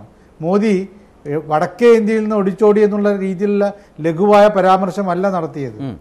അദ്ദേഹം വടക്കേ ഇന്ത്യയിലെ ഹിന്ദുക്കളിൽ നിന്ന് ഒളിച്ചോടി മുസ്ലിം ഭൂരിപക്ഷ പ്രദേശത്ത് വന്നിട്ട് മത്സരിക്കുന്നു, മുസ്ലിങ്ങൾക്കിടയിൽ അഭയം തേടിയിരിക്കുന്നു എന്ന രീതിയിലാണ് പറഞ്ഞത്. അതിൻ്റെ പേരിലാണ് ഇപ്പോൾ പലപ്പോഴും അത് ഇലക്ഷൻ കമ്മീഷൻ മുമ്പാകെ പരാതിയൊക്കെ ആയിട്ട് പോകാനുള്ള സാധ്യത. എന്നാൽ പോലും ഇതൊരു വലിയ പ്രചരണായുധമായിട്ട് അവരെടുക്കുന്നു. അത് നരേന്ദ്രമോദിയുടെ ഈ പ്രചരണം മാത്രമല്ല, അത് നമ്മൾ എടുക്കേണ്ടത് പ്രേരണാകുമാരി എന്ന ഇവിടെ ശബരിമലയിൽ സ്ത്രീ പ്രവേശനത്തിന് വേണ്ടിയിട്ട് പരാതി കൊടുത്ത സ്ത്രീകളിൽ ഒരാളായിട്ട് അവരുടെ ഈ ഫേസ്ബുക്ക് പോസ്റ്റ് കൂടി നമ്മൾ നോക്കേണ്ടതാണ്. അവിടെ അതിൽ പറഞ്ഞ കാര്യം, രാഹുൽ ഗാന്ധി ഇവിടെ വന്നപ്പോൾ അദ്ദേഹം മത്സരിക്കുന്ന വയനാട് ജില്ലയിൽ രാഹുൽ ഗാന്ധിയുടെ സ്ഥാനാർത്ഥിത്വത്തിൻ്റെ ഭാഗമായിട്ട് നടന്നുള്ള ജാഥയിൽ ഈ പാകിസ്ഥാൻ പതാക ഉയർത്തി എന്നുള്ളത്, അതല്ല മുസ്ലിം ലീഗ് പതാക ആണെന്നുള്ള കാര്യമൊക്കെ നമുക്കൊക്കെ അറിയാം. ഇതിവിടെ പല ആളുകൾ അതിന് എതിരായിട്ട് പറയാം. പക്ഷേ ഇത് ഉത്തരേന്ത്യയിൽ ഏത് രീതിയിലൊക്കെ പ്രചരിക്കും, ഈ നമ്മളിവിടെ തൂത്ത് കളഞ്ഞാൽ പോകുന്ന ഒന്നാണോ എന്നുള്ള കാര്യം നമ്മൾ ആദ്യം മനസ്സിലാക്കേണ്ടതാണ്. ഇത് വളരെ ശക്തമായ പ്രചരണായുധമായിട്ട് രാഹുൽ ഗാന്ധിയുടെ കേരളത്തിലെ മത്സരത്തിൽ അദ്ദേഹം മത്സരിച്ചു കഴിഞ്ഞാൽ വയനാട്ടിൽ ജയിക്കുമെന്നുള്ള കാര്യത്തിൽ എനിക്ക് സംശയമില്ല. അദ്ദേഹം തന്നെയാണ് ജയിക്കാൻ സാധ്യതയുള്ളത്. കേരളത്തിലെ മറ്റ് 19 മണ്ഡലങ്ങളിൽ പല മണ്ഡലങ്ങളിലും ഇതിൻ്റെ രാഹുൽ ഗാന്ധിയുടെ വരവിൻ്റെ ഭാഗമായിട്ടുള്ള ഒരു ആവേശത്തിൻ്റെ ഭാഗമായിട്ട് കുറേയൊക്കെ UDF അനുകൂലമായ രീതിയിലേക്ക് പോകാനുള്ള സാധ്യതകളും നമ്മൾ കാണേണ്ടതാണ്. അതുമുണ്ട്. പക്ഷേ അതിനൊക്കെ അപ്പുറത്ത് ഉത്തരേന്ത്യയിൽ ഉണ്ടാകാവുന്ന ഒരു വലിയ പ്രശ്നമുണ്ട്. നമ്മൾ ആലോചിച്ച് കുറേ മാസങ്ങൾക്ക് മുമ്പ് ഒരു മഹാഗഡ്ബന്ധന് വേണ്ടിയിട്ടുള്ള ശ്രമം നടക്കുകയും അതിൽ ഇവരെല്ലാവരും സീതാറാം യെച്ചൂരി, രാഹുൽ ഗാന്ധി, മമതാ ബാനർജി, മായാവതി തുടങ്ങിയിട്ട് എല്ലാ ആളുകളും ഒരുമിച്ച് കൈ ഉയർത്തി നിൽക്കുന്ന നമ്മൾ കണ്ടതാണ്. ആ സംഭവം ഇപ്പോഴൊന്നുമല്ലാതെ ആയിരിക്കുന്നു. നമ്മൾ മനസ്സിലാക്കേണ്ട ഒരു കാര്യം, ഒരു വലിയ ഭീഷണിയെ നേരിടുന്നത് എങ്ങനെയാണ് എന്നുള്ള കാര്യം ഇവർക്കാർക്കും, ഇടതുപക്ഷത്തിനോ അല്ലെങ്കിൽ കോൺഗ്രസിനോ ആർക്കും പറ്റാത്ത രീതിയിലേക്ക് പോയിരിക്കുന്നത്. 1977 തെരഞ്ഞെടുപ്പിൽ, ആ തെരഞ്ഞെടുപ്പിൽ ഒരിക്കലും ജനതാ സഖ്യം ഒരിക്കലും രംഗത്ത് അധികാരത്തിൽ വരില്ലായിരുന്നല്ലോ. വന്നതിന് കാരണം എന്താണ്? അവിടെ ഒരു പ്രീ പോൾ അലയൻസ് തന്നെ ഉണ്ടാക്കിയൊരു വലിയ മഹാഗഡ്ബന്ധൻ അന്ന് ഉണ്ടാക്കിയിരുന്നു. അത് നേതൃത്വം കൊടുക്കാൻ ഒരു JP ഉണ്ടായിരുന്നു. അതേപോലെ ഒരു സംഭവം ഉണ്ടാക്കിയെടുക്കുന്ന ഒരു ഘട്ടം വന്നപ്പോൾ അത് തല്ലിത്തകരുന്ന രീതിയിലേക്ക് നമ്മൾ കണ്ടു. ഈ അവസ്ഥയാണ് ഇപ്പോൾ അതിൻ്റെ പാരമ്യത്തിൽ രാഹുൽ ഗാന്ധിയുടെ സ്ഥാനാർത്ഥിത്വം ഇവിടെ ഉണ്ടാക്കുന്ന തരത്തിൽ. താങ്കൾ നേരത്തെ ചോദിച്ച ചോദ്യത്തിന് കൃത്യമായ മറുപടി പറഞ്ഞാൽ രാഹുൽ ഗാന്ധി വയനാട്ടിൽ ജയിക്കും, കേരളത്തിൽ പല മണ്ഡലങ്ങളിലും UDFന് അനുകൂലമായിട്ടുള്ള കാര്യങ്ങളിലേക്ക് വരും. പക്ഷേ അതിനപ്പുറത്തേക്കുണ്ടാകാവുന്ന വലിയ ഭീഷണി എന്ന് പറയുന്നത് ഉത്തരേന്ത്യയിൽ മുഴുവൻ വലിയ ചലനങ്ങൾ ഉണ്ടാക്കാൻ ഈ BJP കഴിയും, സംഘപരിവാറിന് കഴിയും. മഹാഗഡ്ബന്ധൻ എന്നുള്ളത് പോസ്റ്റ് പോൾ അലയൻസ് ആയിട്ട് വരും എന്നൊക്കെ പ്രതീക്ഷിക്കുന്നുണ്ടല്ലോ.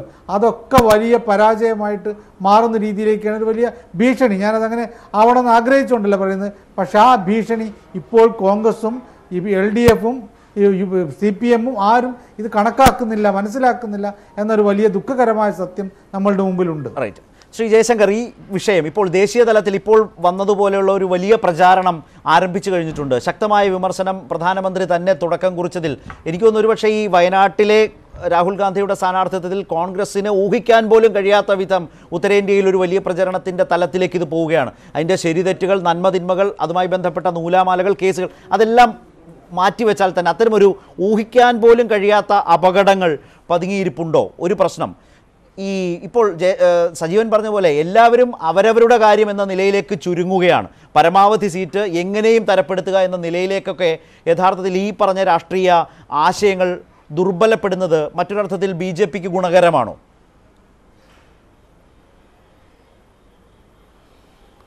ശ്രീ സജീവൻ ഇവിടെ പങ്കുവച്ച ആശയത്തോട് ഞാൻ പൂർണ്ണമായി യോജിക്കുന്നു. അദ്ദേഹം പറഞ്ഞതിന് ആവർത്തിക്കേണ്ട ആവശ്യമില്ല. അദ്ദേഹം പറഞ്ഞത് തന്നെയാണ് ഞാനും പറയാൻ ഉദ്ദേശിച്ചത്. ഇത് തീർച്ചയായിട്ടും വലിയ തോതിൽ സാമുദായിക ധ്രുവീകരണം ഉണ്ടാക്കുന്നതിന് സംഘപരിവാർ ശക്തികൾ പ്രത്യേകിച്ച് വടക്കേ ഇന്ത്യയിൽ ഉപയോഗിക്കുമെന്ന കാര്യത്തിൽ യാതൊരു സംശയമില്ല. പ്രത്യേകിച്ചും ഈ മുസ്ലിം പ്രാമുഖ്യമുള്ളൊരു മണ്ഡലമാണ് വയനാട്.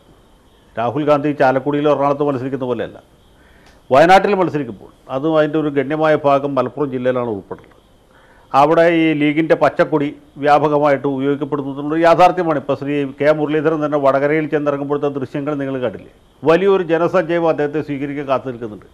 അവിടെ ത്രിവർണ്ണ പതാകകളുണ്ട്, പക്ഷേ അതേക്കാൾ കൂടുതൽ ലീഗിൻ്റെ പച്ചക്കൊടിയാണ്. അപ്പോൾ നമ്മൾ ഇദ്ദേഹം ലീഗിൻ്റെ സ്ഥാനാർത്ഥിയാണെന്ന് പെട്ടെന്ന് സംശയിച്ചു പോകും. അല്ല, മുരളീധരനുള്ള സ്നേഹം കൊണ്ടാണ് ലീഗുകാർ പച്ചക്കൊടിയും കൊണ്ട് വന്നിട്ടുള്ളത്.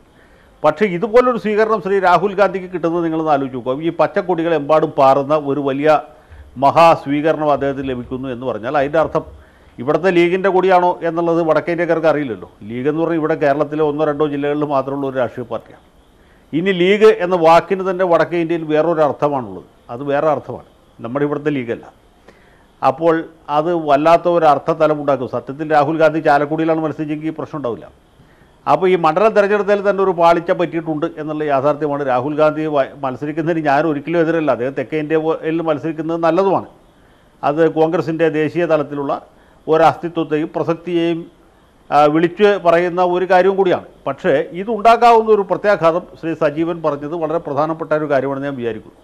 പിന്നെ ഓരോ പാർട്ടിയും പരമാവധി സീറ്റ് നേടി തെരഞ്ഞെടുപ്പിന് ശേഷം വിലപേശാനാണ് ആഗ്രഹിക്കുന്നത്. ഇവിടെ സജീവൻ പറഞ്ഞല്ലോ, ഇവിടെ ഒരു മഹാഗഡ്ബന്ധൻ ആലോചിച്ചു. അത് എങ്ങനെ പരാജയപ്പെട്ടു എന്ന് ചോദിച്ചാൽ നമുക്ക് വലിയ അത്ഭുതം തോന്നും. അതെങ്ങനെ പരാജയപ്പെട്ടു എന്ന് വെച്ചാൽ ഈ 5 സംസ്ഥാനങ്ങളിൽ തെരഞ്ഞെടുപ്പ് നടക്കുന്നതിന് മുമ്പാണ് മഹാഗഡ്ബന്ധനുള്ള ആലോചന വളരെ ശക്തമായിട്ട് നടന്നത്. എല്ലാ പ്രതിപക്ഷ പാർട്ടികളും ഒരു കൊടിക്കീഴിൽ, ഒരു കുടക്കീഴിൽ അണിനിരക്കുമെന്ന പ്രതീതി ഉണ്ടായി. അപ്പോഴാണ് 5 സംസ്ഥാനങ്ങളിലെ തെരഞ്ഞെടുപ്പ് നടന്നത്. 3 സംസ്ഥാനങ്ങളിൽ കോൺഗ്രസ്സിന് കേവലം ഭൂരിപക്ഷമോ അതിനോട് അടുത്തോ സീറ്റുകൾ കിട്ടി. അവർ മന്ത്രിസഭ രൂപീകരിച്ചു. പക്ഷേ സത്യത്തിൽ എല്ലാ ഘടകകക്ഷികളും യോജിച്ചിട്ടൊരു സമയമല്ലേ, ആരും അങ്ങനെയല്ലേ പ്രതീക്ഷിക്കുള്ളൂ. പക്ഷേ സംഭവിച്ചത് മറിച്ചാണ്. എന്താണ്? ആ കോൺഗ്രസിൻ്റെ വിജയ മുഹൂർത്തത്തിൽ മറ്റെല്ലാ ഘടകകക്ഷികൾ, എല്ലാവരും അല്ല, മിക്കവാറും ഘടകകക്ഷികൾ അവരുമായിട്ട് യോജിക്കാൻ നേരത്തെ തയ്യാറായിരുന്ന കക്ഷികളെല്ലാവരും വേർപിരിഞ്ഞു പോയി. അതെന്തുകൊണ്ട് സംഭവിച്ചു? അവിടെ ആ സെക്കൻഡിൽ തൃണമൂൽ കോൺഗ്രസുമായിട്ടുള്ള ബന്ധം വിച്ഛേദിച്ചു. മായാവതിയും അഖിലേഷ് യാദവും കൈകോർത്ത് പിടിച്ച് വേറെ വഴിക്ക് പോയി. മറ്റ് കക്ഷികളൊക്കെ പിരിഞ്ഞു പോകുന്നത് നമ്മൾ കണ്ടു. അതിൻ്റെ കാരണം വളരെ വ്യക്തമാണ്. ഞാൻ ഇടതുപക്ഷ പാർട്ടികളെക്കുറിച്ചല്ല പറയുന്നത്. സ്റ്റാലിൻ്റെ DMK ഒഴിച്ച് ബാക്കി എല്ലാ പാർട്ടികളും വേർപിരിഞ്ഞു പോയി. ഒരു പക്ഷേ NCP ഉണ്ടോ എന്ന് ചോദിച്ചാൽ ഉണ്ട്, ഇല്ലയെന്ന് ചോദിച്ചാൽ ഇല്ല, അത്രേ ഉള്ളൂ. ഇവിടെ സംഭവിച്ചതെന്ന് വെച്ചാൽ മായാവതിയുടെ സങ്കല്പത്തിലുള്ള പ്രധാനമന്ത്രി മായാവതിയാണ്. മമതാ ബാനർജിയുടെ സ്വപ്നത്തിലുള്ള പ്രധാനമന്ത്രി മമതാ ബാനർജിയാണ്. ചന്ദ്രശേഖർ റാവുവിൻ്റെ സ്വപ്നത്തിലുള്ളത് അദ്ദേഹമാണ്. ചന്ദ്രബാബു നായിഡുവിൻ്റെ സങ്കല്പത്തിൽ അദ്ദേഹമാണ്. അപ്പോൾ ഓരോരുത്തരും പ്രധാനമന്ത്രിയാകാൻ ആഗ്രഹിക്കുന്നു. ഇവിടെ കോൺഗ്രസ്സിന് കൂടുതൽ സീറ്റുകൾ കിട്ടുകയോ അല്ലെങ്കിൽ ഭൂരിപക്ഷത്തിൻ്റെ അടുത്തെത്തുകയോ ചെയ്താൽ ശ്രീ രാഹുൽ ഗാന്ധി ആയിരിക്കും പ്രധാനമന്ത്രി എന്നുള്ളത് ഈ പാർട്ടികൾക്ക് എല്ലാവർക്കും അറിയും. പ്രാദേശിക പാർട്ടികളെല്ലാവരും അത് ഭയപ്പെടുന്നു. അതുകൊണ്ട് കോൺഗ്രസ്സിനെ പരമാവധി ചെറുതാക്കാൻ, വെട്ടിച്ചുരുക്കാൻ, കോൺഗ്രസ്സിന് കിട്ടുന്ന സീറ്റുകൾ കുറയ്ക്കാൻ ഓരോ പ്രാദേശിക പാർട്ടിയും ആഗ്രഹിക്കുന്നു. ശ്രീ രാഹുൽ ഗാന്ധി എന്തുകൊണ്ട് അമേത്തിയിൽ ഇങ്ങോട്ട് വന്നത് എന്ന് ചോദിക്കുന്നുണ്ട്. ഇവിടെ ഇന്നത്തെ ദേശാഭിമാനി മുഖപ്രസംഗം അടക്കം പറയുന്നത് അമേത്തിയിൽ തോൽക്കുമെന്ന് ഉറപ്പുള്ളത് കൊണ്ടാണ് അദ്ദേഹം വയനാട്ടിലേക്ക് വന്നതെന്നുള്ളതാണ്. അദ്ദേഹം BJPയെ പേടിച്ചിട്ടല്ല സത്യത്തിൽ വരുന്നത്. BJP അവിടെ പ്രബല ശക്തിയാണ്. സ്മൃതി ഇറാനി ശക്തിയായ സ്ഥാനാർത്ഥിയുമാണ് അല്ലെന്നല്ല ഞാൻ പറഞ്ഞത്. പക്ഷേ നിങ്ങൾ ഒരു പക്ഷേ മനസ്സിലാക്കാത്തൊരു കാര്യം അതിൻ്റെ അകത്തുണ്ട്. എസ് പിയും ബി എസ് പിയും അവിടെ സ്ഥാനാർത്ഥിയെ നിർത്തിയിട്ടില്ല. ശ്രീ ആനത്തലവട്ടം കഴിഞ്ഞ ദിവസം ഇവിടെ ചോദിക്കുന്നത് കേട്ടു, S P B S P സ്ഥാനാർത്ഥിയെ നിർത്തിയിട്ടില്ലല്ലോ, പിന്നെ രാഹുൽ എന്തിനാ ഇങ്ങോട്ട് വരുന്നത്? സത്യത്തിൽ അതുകൊണ്ടാണ് അദ്ദേഹം വരുന്നത്. ഈ S P B S P എന്ന് പറഞ്ഞാൽ ചെറിയ സാധനങ്ങളല്ല. അവർ തീർച്ചയായിട്ടും ശ്രീ രാഹുൽ ഗാന്ധിയെ പരാജയപ്പെടുത്താൻ ശ്രമിക്കുകയുള്ളൂ. അവിടെ മഹാഗഠബന്ധൻ ഉണ്ടാക്കുന്ന അദ്ദേഹത്തെ തോൽപ്പിച്ചാൽ ജയശങ്കർ അതേ ചർച്ചയിൽ രാഹുൽ ഗാന്ധി പരാജയപ്പെട്ടാൽ ആരായിരിക്കും അടുത്ത പ്രധാനമന്ത്രി? ഒരിക്കലും രാഹുൽ ഗാന്ധി ആയിരിക്കില്ല. ജയശങ്കർ മാരാരിക്കുളം ആവർത്തിക്കാനാണ് അവർ ആഗ്രഹിക്കുന്നത്. അഡ്വക്കേറ്റ് ജയശങ്കർ ആ ചർച്ചയിൽ പറഞ്ഞ ഒരു സെന്റൻസ് ഉണ്ട്, ഒരു വാചകമുണ്ട്. എസ് പി യെയും ബി എസ് പി യെയും കുടിച്ച വെള്ളത്തിൽ വിശ്വസിക്കാൻ കഴിയില്ല എന്ന് രാഹുൽ ഗാന്ധിക്ക് നന്നായി അറിയാം. അതാണ് അമേഠിയിലെ അവസ്ഥ എന്ന് അന്ന് താങ്കളും പറഞ്ഞത് ഓർക്കുന്നു. ഇന്നിപ്പോൾ സി പി എം നേതാക്കൾ മെല്ലെ പറഞ്ഞു തുടങ്ങിയിട്ടുണ്ട്, ഈ ഒരു മതേതര ബദൽ, അതെ, മതേതര ബദലിലെ ഒരു ജൂനിയർ പാർട്ട്ണറാണ് കോൺഗ്രസ് എന്ന് പരസ്യമായി പറയാനും രാഹുൽ ഗാന്ധി വന്നതോടെ സി പി എം ആരംഭിച്ചിട്ടുണ്ട്.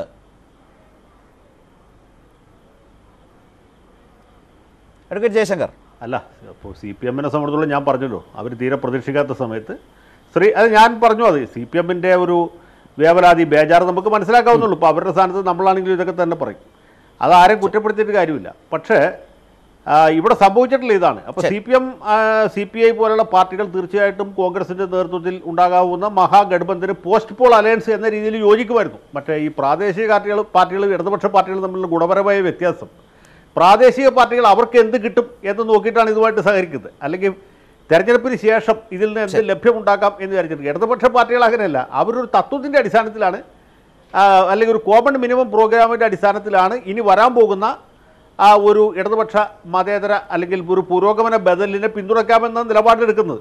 അപ്പോൾ അവരതിന് ചില കണ്ടീഷൻസൊക്കെ വയ്ക്കും.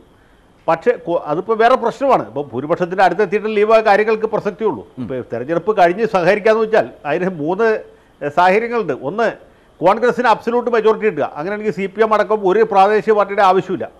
ഇനി ബി ജെ പിക്ക് അബ്സല്യൂട്ട് മെജോറിറ്റി കിട്ടുക, അപ്പോഴും ആവശ്യമില്ല. നേരെ മറിച്ച് ഇവർക്ക് ആർക്കും ഭൂരിപക്ഷമില്ലാത്തൊരവസ്ഥയിലാണ് ഒരു മഹാസഖ്യത്തിന് പ്രസക്തിയുള്ളൂ. ഇപ്പോൾ കോൺഗ്രസിനോ ബി ജെ പിക്കോ കേവല ഭൂരിപക്ഷം കിട്ടുന്ന അവസ്ഥയിലെങ്കിൽ ഒരു സഖ്യത്തിൻ്റെ ആവശ്യമില്ല, ഒരു കൂട്ടുകെട്ടിൻ്റെ ആവശ്യമില്ല. തീർച്ചയായും അത്തരമൊരു സാഹചര്യം മുന്നിൽ കണ്ടുകൊണ്ടാണ് എല്ലാ പാർട്ടികളും അവരുടേതായ നിലപാടുകൾ സ്വീകരിച്ചു വരുന്നത്. അതിനിടയിലാണ് രാഹുൽ ഗാന്ധിയുടെ വയനാട്ടിലെ സ്ഥാനാർത്ഥിത്വം. ശ്രീ ഡൊമിനിക് പ്രസന്റേഷൻ, അങ്ങനെ വയനാട്ടിൽ മത്സരിക്കുമ്പോൾ ഉണ്ടാകാവുന്ന ചില ഭവിഷ്യത്തുകളെക്കുറിച്ച് ഇവിടെ പറഞ്ഞത് താങ്കൾ കേട്ടല്ലോ. അതൊരു പ്രധാനപ്പെട്ട പ്രശ്നമാണ്. ഇപ്പോൾ ഏറ്റവും ഒടുവിൽ ഇപ്പോൾ അധികാരത്തിൽ വന്ന മധ്യപ്രദേശ്, ആ മധ്യപ്രദേശിലെ തെരഞ്ഞെടുപ്പ് റാലികളിൽ പോലും, കോൺഗ്രസിൻ്റെ തെരഞ്ഞെടുപ്പ് റാലികളിൽ പോലും ജയ് ശ്രീറാം വിളികൾ കേൾക്കാം എന്നതാണ് അവസ്ഥ.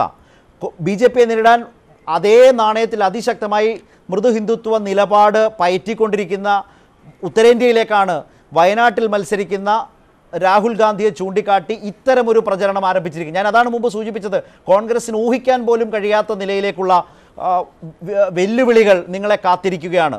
രാഹുലിൻ്റെ വയനാട്ടിലെ സ്ഥാനാർത്ഥിത്വം, അത് വയനാട്ടിലെ വിജയത്തെ മുൻനിർത്തിയല്ല ഞാൻ പറഞ്ഞത്, ഇവിടുത്തെ 20 മണ്ഡലങ്ങളുടെയും നിങ്ങളുടെ മുൻതൂക്കത്തെ മുൻനിർത്തിയുമല്ല പറഞ്ഞത്. ഇപ്പോൾ ശ്രീ ജയശങ്കറും ശ്രീ സജീവനും സൂചിപ്പിച്ചതുപോലെ ഒരു ആപത്ത്, ഒരു കെണി അടങ്ങിയിരിപ്പുണ്ട്.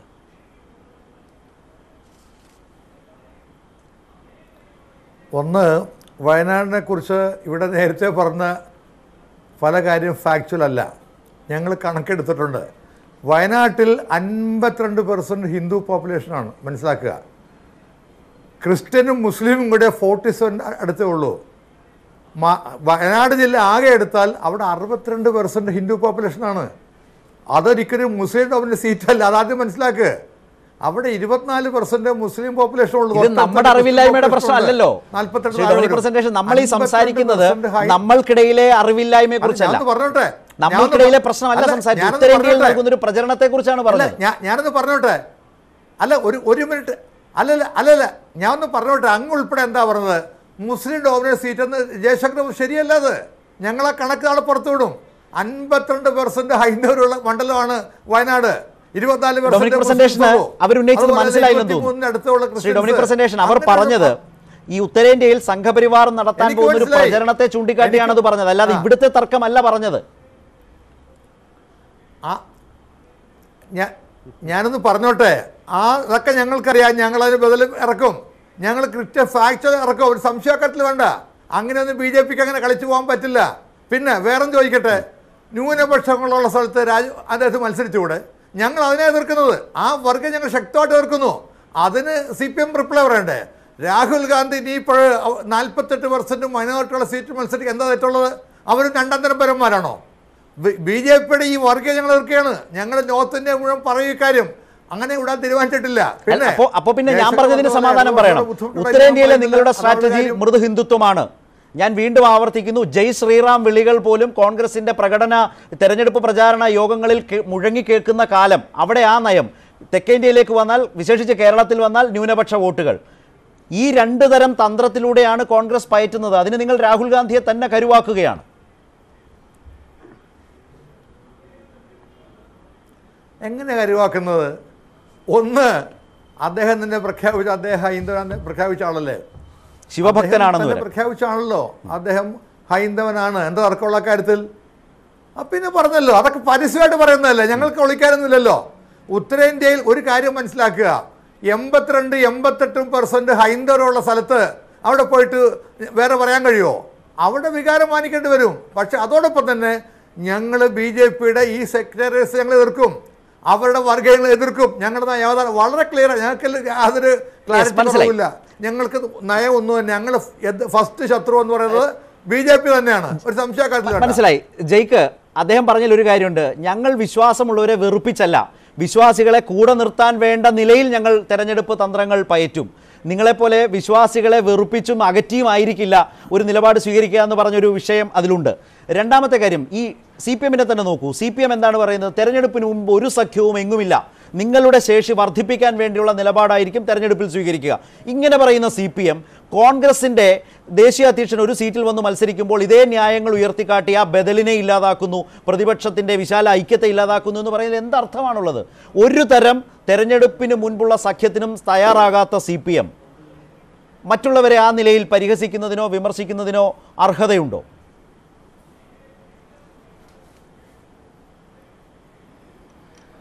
ശരത്ത് ചോദിച്ച ചോദ്യത്തിൻ്റെ രണ്ട് ഉത്തരങ്ങൾ. അതായത് ഒന്ന്, പ്രധാനപ്പെട്ട ഉത്തരേന്ത്യയിൽ ഞങ്ങൾ മൈനോറിറ്റിയോടൊപ്പമാണ് എന്നതിനെക്കുറിച്ച് അതിശക്തമായ ക്യാമ്പയിൻ ഞങ്ങൾ ഉയർത്തിവിടും എന്നാണ് കോൺഗ്രസിന്റെ പ്രതിനിധി പറയുന്നത്. രണ്ട്, പ്രീപോൾ പോസ്റ്റ്പോൾ അലയൻസിനെ സംബന്ധിച്ച് CPIM-ന്റെയും ഇടതുപക്ഷത്തിന്റെയും രാജ്യത്തെ നിലപാട്. ആദരണീയനായ ഡൊമിനിക് പ്രസന്റേഷൻ ഈ മൈനോറിറ്റി സംരക്ഷണത്തെ സംബന്ധിച്ച് ഉത്തരേന്ത്യയിൽ കോൺഗ്രസ് അതിശക്തമായ ക്യാമ്പയിൻ നടത്തുമെന്നൊക്കെ പറയുമ്പോൾ രാഷ്ട്രീയത്തിന്റെ ബാലപാഠം അറിയാവുന്ന, രാഷ്ട്രീയത്തിന് അതീതമായി ബാലപാഠം അറിയാവുന്ന മുഴുവൻ ആളുകൾക്കും ഒരു ചെറുചിരിയോടെയല്ലാതെ ആ ചോദ്യത്തെ കേട്ടിരിക്കാനാവില്ല. എത്രയോ ഘട്ടത്തിൽ നമ്മൾ കണ്ടതാണ്, എത്രയോ ഘട്ടങ്ങളിൽ ഇവർ മൈനോറിറ്റിയെ വിറ്റുതൊലച്ച് ഇന്ത്യൻ മതനിരപേക്ഷതയുടെ ശിരസറുത്തു മാറ്റി RSSന് പരവതാനി വിരിച്ചു കൊടുത്ത എത്രയോ ഘട്ടങ്ങൾ. ഇഹ്സാൻ ജഫ്രി ഇവരുടെ MP ആയിരുന്നില്ലേ ഗുജറാത്തിൽ? എപ്പോഴെങ്കിലും കോൺഗ്രസ് ഓർത്തു നോക്കിയിട്ടുണ്ടോ? ഞാൻ ശ്രീ ശരത്തിന്റെ തന്നെ ശ്രദ്ധയിലേക്ക് കൊണ്ടുവരാൻ ആഗ്രഹിക്കുന്ന ഒരു വാർത്താ തലക്കെട്ട്, ഏതാണ്ട് മാസങ്ങൾക്ക് മുമ്പാണ് കോൺഗ്രസിന്റെ സജീവ മുഖമായ UPA മന്ത്രിസഭയിൽ സുപ്രധാന വകുപ്പ് ഭരിച്ചിരുന്ന ആദരണീയനായ ഗുലാം നബി ആസാദ് വിളിച്ചു പറയുകയാണ്, ഞാൻ മുസൽമാനാണ് എന്ന ഒറ്റ കാരണത്താൽ ഈ രാജ്യത്തെ ഇന്ത്യൻ നാഷണൽ കോൺഗ്രസ് രാജ്യത്തെ സുപ്രധാനമായ പല വേദികളിലും രാഷ്ട്രീയ പ്രസംഗം നടത്താൻ എന്നെ അനുവദിക്കുന്നില്ല എന്ന് വിളിച്ചു പറഞ്ഞത് ആരാ? ഗുലാം നബി ആസാദ. കോൺഗ്രസിന്റെ അസാധാരണമായ കരുത്തുള്ള രാജ്യത്തെ ഏറ്റവും സുപ്രധാനമായ മുഖങ്ങളിൽ ഒരാളാണ്. ഇങ്ങനെ എത്രയെത്ര ഘട്ടങ്ങൾ. രാഹുൽ ഗാന്ധി ഇപ്പോൾ നമ്മൾ കണ്ടു, പ്രിയങ്ക ഗാന്ധി എവിടെ നിന്നാണ് പ്രചരണം തുടങ്ങുന്നത്? ഗംഗയിൽ മുങ്ങി അയോധ്യയിലേക്ക് പോയി രാമക്ഷേത്രത്തിൽ ദർശനം നടത്തി. ഇങ്ങനെയാണോ നിങ്ങൾ ന്യൂനപക്ഷ സംരക്ഷണം നടത്തേണ്ടത്? ഗംഗയിൽ മുങ്ങി അയോധ്യയിലേക്ക് പോയി ശിവഭക്തനാണ് എന്ന് വിളിച്ചു പറയുന്ന ഗാന്ധി കുടുംബത്തിന്റെ മാതൃകയിലാണോ നിങ്ങൾ ന്യൂനപക്ഷത്തെ സംരക്ഷിക്കാൻ വേണ്ടി പോകുന്നത്? നിങ്ങളാണ്, ഞാൻ ആദ്യമേ സൂചിപ്പിച്ചതും ശ്രീ സജീവൻ ഉൾപ്പെടെയുള്ള ആളുകൾ ഉയർത്തിയതുമായ വിഷയത്തിലേക്ക് തന്നെ ആവർത്തിച്ച് വന്നുകൊള്ളട്ടെ. നിങ്ങൾ നിങ്ങളുടെ രാഷ്ട്രീയ ദൗത്യം മറന്നിരിക്കുന്നു. നിങ്ങൾ രാഷ്ട്രീയ ദൗത്യം മറന്ന് ഈ രാജ്യത്തെ വർഗീയതയ്ക്ക് വേണ്ടി നിങ്ങൾ പരവതാനി വിരിച്ചു കൊടുത്തപ്പോഴാണ് സംഘപരിവാരം RSS ഇതേപോലെ രാജ്യത്ത് അധികാരത്തിലേക്ക് വന്നത്. ദ പൊളിറ്റിക്സ് ആഫ്റ്റർ ടെലിവിഷൻ എന്ന് വിളിക്കപ്പെടുന്ന വിശ്വപ്രസിദ്ധമായ പുസ്തകം ശരത്തിനറിയാം, ഞാൻ അതിന്റെ വിശദാംശങ്ങളിലേക്ക് പോകുന്നില്ല. രാമായണവും മഹാഭാരതവും സീരിയലായി രാമാനന്ദ മഹാസാഗറിന്റെ നേതൃത്വത്തിൽ അവതരിപ്പിച്ചതിന് ശേഷം ഇന്ത്യയിൽ ആദ്യമായി ശ്രീരാമനായി അഭിനയിച്ച സുപ്രസിദ്ധനായ നടനെ കൊണ്ടുപോയി അയോധ്യയിലും ഫൈസാബാദിലും കൊണ്ടുപോയി വോട്ട് ചോദിച്ചതാരാ? RSS ആണോ? BJP ആണോ? ഒരിക്കലുമല്ല.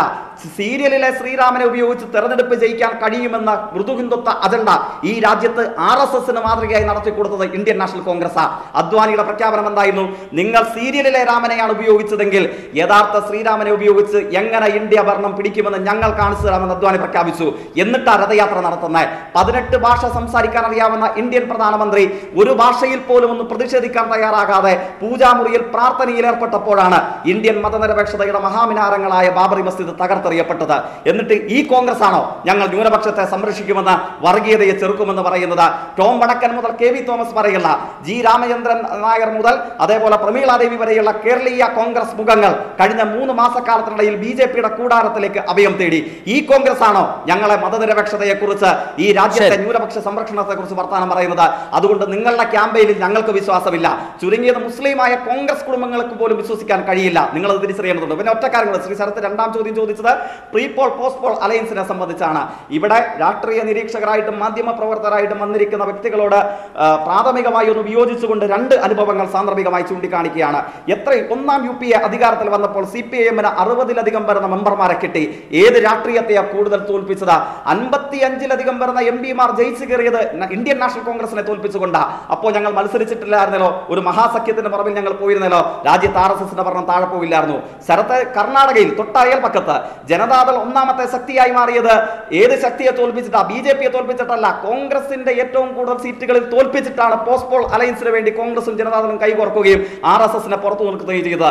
നിങ്ങൾ SPM BSPM സംബന്ധിച്ച് അവിശ്വാസം ആദരണീയനായ സജീവൻ ഉൾപ്പെടെയുള്ള നിരീക്ഷകർ ഇവിടെ പ്രകടിപ്പിച്ചു.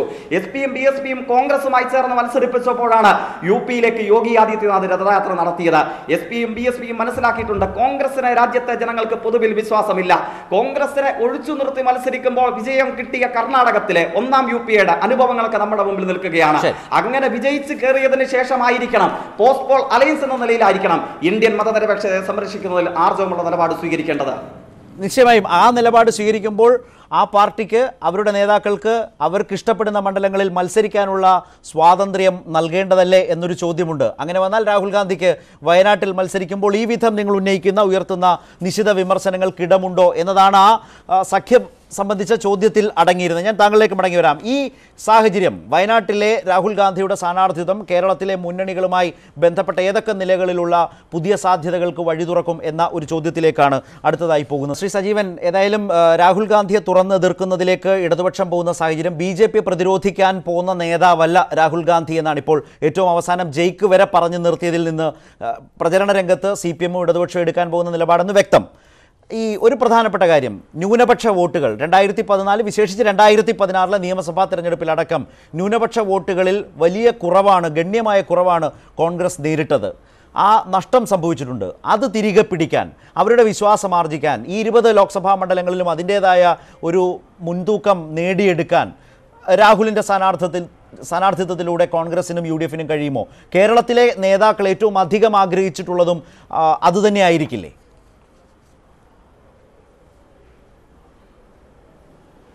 തീർച്ചയായിട്ടും കേരളത്തിലെ മാത്രം പശ്ചാത്തലം വെച്ച് നോക്കിയാൽ അതൊരു വലിയ നേട്ടമാണ് കോൺഗ്രസിന് UDF-ന് എന്നുള്ള കാര്യത്തിൽ സംശയമില്ല.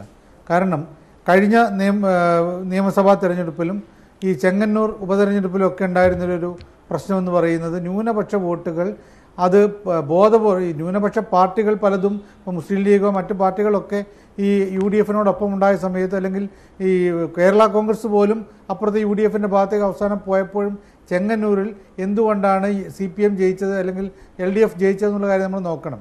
അവിടെയൊക്കെ ന്യൂനപക്ഷ വോട്ടുകൾ LDF-ന് അനുകൂലമായിട്ട് മാറുന്നൊരു പ്രവണത ഉണ്ടായിരുന്നു.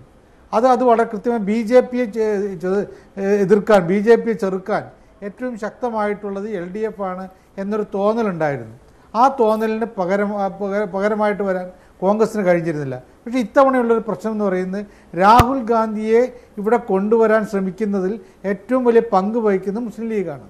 അപ്പം ന്യൂനപക്ഷത്തിൻ്റെ സംരക്ഷകൻ എന്ന രീതിയിലുള്ള ലേബലോട് കൂടിയിട്ടാണ് അവർ രാഹുൽ ഗാന്ധിയെ കാണുന്നത്, അവതരിപ്പിക്കുന്നത് അങ്ങനെയാണ്. അത് ഏതാണ്ട് എല്ലാ പ്രത്യേകിച്ച് മുസ്ലിം മനസ്സുകളിൽ രാഹുൽ ഗാന്ധി വന്നാൽ മോദിയെ തകർക്കാൻ പറ്റും, രാഹുൽ ഗാന്ധിക്ക് ഒരു വലിയ ശക്തിയായിട്ട് വരാൻ കഴിയും എന്ന രൂപത്തിൽ, പഴയ രൂപത്തിൽ പണ്ട് പല ആളുകളും കളിയാക്കി വിളിച്ചിരുന്ന, ഇപ്പോൾ ദേശാഭിമാനി എഴുതിയ പോലെ പപ്പു എന്നൊക്കെ പറയുന്ന രൂപത്തിൽ കളിയാക്കി വിളിച്ചിരുന്ന ഒരാളല്ല ഇപ്പോഴത്തെ അവസ്ഥയിൽ രാഹുൽ. അദ്ദേഹം തീർച്ചയായിട്ടും ഈ മോദിക്ക് ബദലായിട്ട് വരാൻ കഴിയുന്ന ഒരാളെന്നുള്ള ചിന്ത കേരളത്തിലെ ന്യൂനപക്ഷങ്ങൾക്കിടയിലുണ്ട്.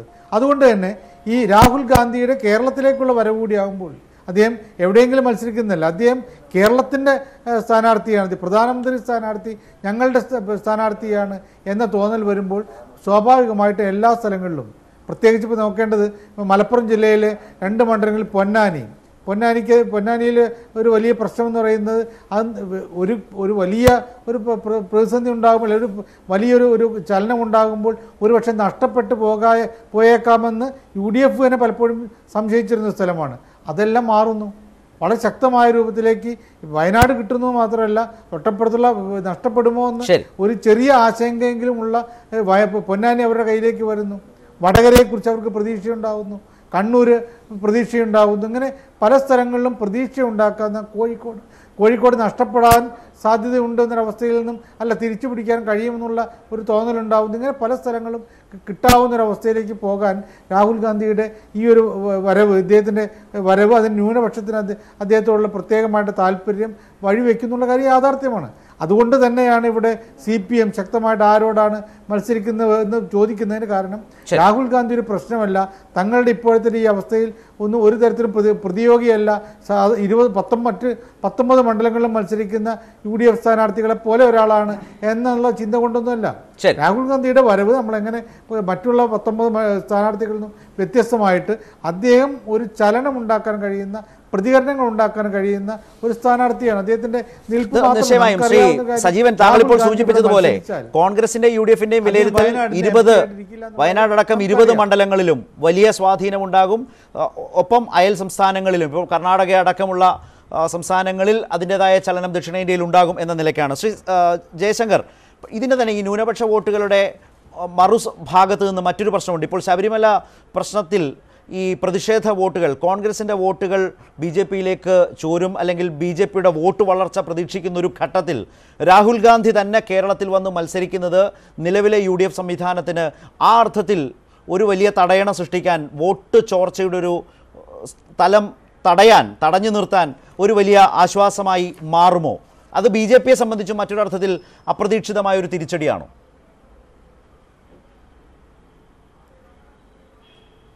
അല്ല, BJP പ്രധാനമായിട്ടും ലാക്കാക്കുന്ന ഭൂരിപക്ഷ സമുദായക്കാരുടെ വോട്ടാണ്. ന്യൂനപക്ഷ വോട്ടുകൾ അവർക്ക് കിട്ടുന്ന പ്രശ്നം ഉദിക്കുന്നില്ല. അതേസമയത്ത് തന്നെ ഭൂരിപക്ഷ വോട്ടുകൾ പൂർണ്ണമായിട്ടും BJPക്ക് ലഭിക്കുകയില്ല. അത് ഇടതുപക്ഷത്തേക്കാണ് കൂടുതൽ പോവുക. ഇടതുപക്ഷത്തിൻ്റെ പ്രധാന വോട്ട് ബേസ് ഭൂരിപക്ഷ സമുദായമാണ്. ഇടതുപക്ഷം ശ്രമിക്കുന്നത് ഭൂരിപക്ഷ വോട്ടുകൾ ആകർഷിക്കാനുമാണ്. വലിയൊരളവിൽ വിജയിക്കുന്നതാണ്. നമ്മൾ കഴിഞ്ഞ വിന്നബിലിറ്റി കൂടുന്നു, കോൺഗ്രസിന് പ്രതിഷേധ വോട്ടുകൾ ചെയ്യാമെന്നൊരു തീർച്ചയായിട്ടും അതെ.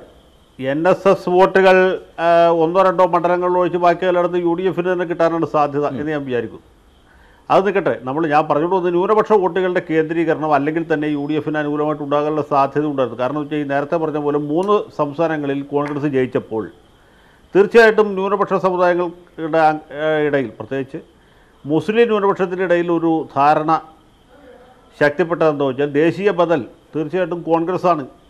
കോൺഗ്രസ്സിന് മാത്രമേ ഇവിടെ ഒരു ബദലുണ്ടാക്കാൻ കഴിയുള്ളൂ. കോൺഗ്രസിൻ്റെ നേതൃത്വത്തിൽ മാത്രമേ ഇവിടെ സുശക്തമായ ഒരു കേന്ദ്ര സർക്കാർ രൂപീകരിക്കാൻ കഴിയുള്ളൂ. അപ്പോൾ BJPയെ ചേർക്കാൻ ഏറ്റവും നല്ല ബദൽ സംവിധാനം, പ്രത്യേകിച്ച് പാർലമെൻറ്റ് തെരഞ്ഞെടുപ്പിൽ കോൺഗ്രസ് ആണ് എന്നൊരു ധാരണ അവിടെ ബലപ്പെട്ടുകൊണ്ടിരിക്കുകയായിരുന്നു. ആ സന്ദർഭത്തിലാണ് ഇതുപോലെ ഒരു നീക്കം ഉണ്ടാകുന്നത്. ശ്രീ രാഹുൽ ഗാന്ധി തന്നെ ഇവിടെ ഒന്ന് മത്സരിക്കുന്നു. ഇതിൻ്റെ അന്തർദേശീയ പ്രത്യാഘാതങ്ങളെക്കുറിച്ചും വടക്കേന്ത്യയിൽ ഉണ്ടാക്കാൻ പോകുന്ന ചലനങ്ങളെക്കുറിച്ചൊന്നും സാധാരണക്കാരായ വോട്ടർമാർ ആ രീതിയിൽ ആലോചിച്ച് ബേജാറാവുന്ന ഞാൻ വിചാരിക്കുന്നില്ല. അവരെ സംബന്ധിച്ചിടത്തോളം ഒരു സജീവ യാഥാർത്ഥ്യം എന്നുള്ളത് ശ്രീ രാഹുൽ ഗാന്ധിയുടെ സ്ഥാനാർത്ഥിത്വമാണ്. അപ്പോൾ അതിനോട് ഏത് രീതിയിൽ അവർ പ്രതികരിക്കും എന്നാണ് നമ്മളിപ്പോൾ നോക്കേണ്ടത്. തീർച്ചയായും അതാണ് വരും ദിവസങ്ങളിൽ കൂടുതൽ ശ്രദ്ധാകേന്ദ്രമായി മാറുന്നതും. ശ്രീ ഡൊമിനിക് പ്രസന്റേഷൻ, ഇവിടെ ഇപ്പോൾ ഒരു കാര്യത്തിൽ ആർക്കും തർക്കമില്ല. കേരളത്തിൽ ഇടതുപക്ഷവും ഐക്യജനാധിപത്യ മുന്നണിയും തമ്മിൽ തന്നെയാണ് മത്സരം. അതിനുശേഷം വരുന്നൊരു ഘട്ടത്തിൽ മാത്രമേ BJPയുടേതായ ഒരു സ്പേസ് ഉള്ളൂ. പക്ഷേ ഇപ്പോൾ നിങ്ങൾ അവകാശപ്പെടുന്ന BJPക്കെതിരായ പോരാട്ടം എന്നത് യഥാർത്ഥത്തിൽ ഈ കോൺഗ്രസിൻ്റെ വോട്ടുകൾ വരുന്ന ഒരു ചോർച്ചയും, പ്രത്യേകിച്ച് ശബരിമല സംഭവങ്ങൾക്കൊക്കെ ശേഷം സംഭവിക്കുന്ന ഒരു വോട്ട് ചോർച്ച തടഞ്ഞുകൊണ്ട് BJPയുടെ വോട്ട് വളർച്ച തടയാൻ രാഹുലിൻ്റെ വരവ് ഗുണം ചെയ്യും എന്ന നിലയ്ക്കാണോ ഈ BJPക്കെതിരാണ് ഞങ്ങളുടെ പോരാട്ടം എന്ന് പറയുന്നതിനെ മനസ്സിലാക്കേണ്ടത്? കേരളത്തിൽ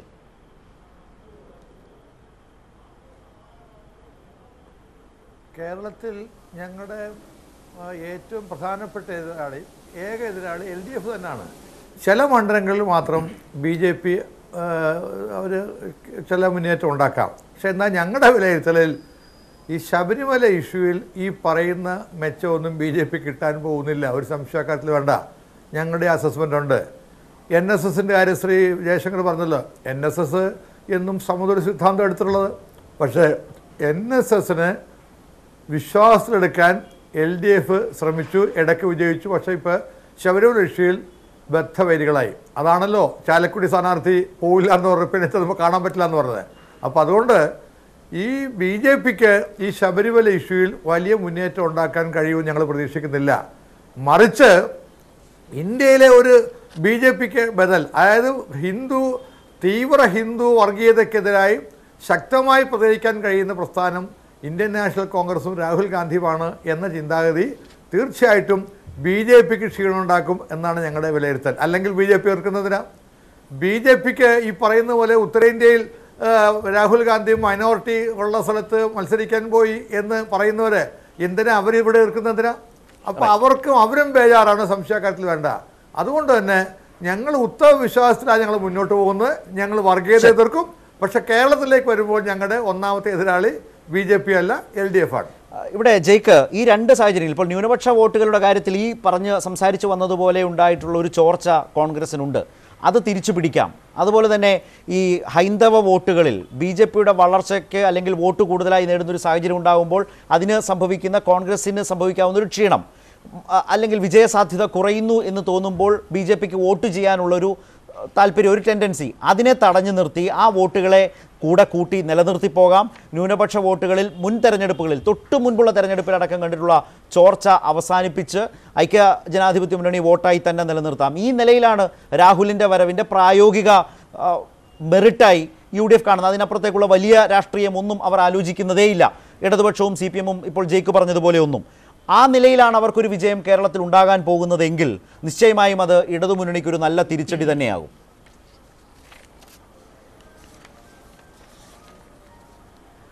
ശരത്ത്, രണ്ട് കാര്യങ്ങൾ വീണ്ടും ആവർത്തിക്കേണ്ട വരുന്നതിൽ എനിക്ക് പ്രയാസമുണ്ട്.